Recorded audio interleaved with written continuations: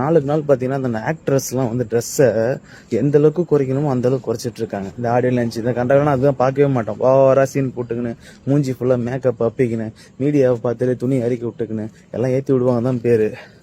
அதனால தான் நம்மளாம் பஸ்ஸில் போய்க்கிறோம், அவங்களாம் பிரைவேட் ஜெட்டில் போயிட்டு இருக்காங்க. எதுக்கு இந்த உடம்பு படுத்துகிற பாடுக்கு பாருங்க. ஐயோ திறமையை காட்டி வாங்கய்யா.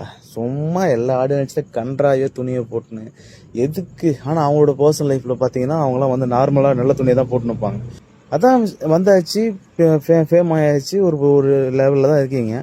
அதுக்கு மேலேயும் இழுத்து இழுத்து இழுத்து இழுத்து இழுத்து இழுத்து விட்டு என்ன பண்ண போறீங்கன்னு தெரிய மாட்டேது எனக்கு. அப்படியே மைண்ட் செட்டே வச்சிருங்க நம்மளை.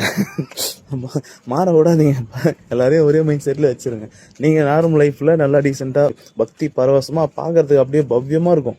ஆனால் அந்த ஆடியோ லான்ச்சில் வந்தா இந்த மாதிரி இடத்துலலாம் பார்க்கணுமே. ஐயோ கன்றா. இவ்வளோ பண்ணுற நீங்கள் ஒரு விஷயத்த மட்டும் மறக்காதீங்க. இந்த உலகத்தில் நீங்கள் மட்டுமே பெண் கிடையாது, நீங்கள் மட்டுமே ஆண் கிடையாது, நீங்கள் மட்டுமே அழகு கிடையாது. உங்களோட பயங்கரமான அழகானவங்களாம் நார்மலாகவே லைஃப்பில் இருக்காங்க. என்ன உங்ககிட்ட காசு இருக்குது, மேக்கப் போட்டு காமிச்சிக்கிறீங்க, அவங்க காட்டாமல் அவங்க வேலையை பார்க்குறாங்க. அவ்வளோதான் வித்தியாசம். அதுக்காக வந்து எது மேலேருந்து வானத்துலேருந்து இறங்கி வந்த 2 ரெக்கை கொடுத்து கடவுள் அமுச்சு விட்ட மாதிரிலாம் ஓவராக பண்ணாதீங்க.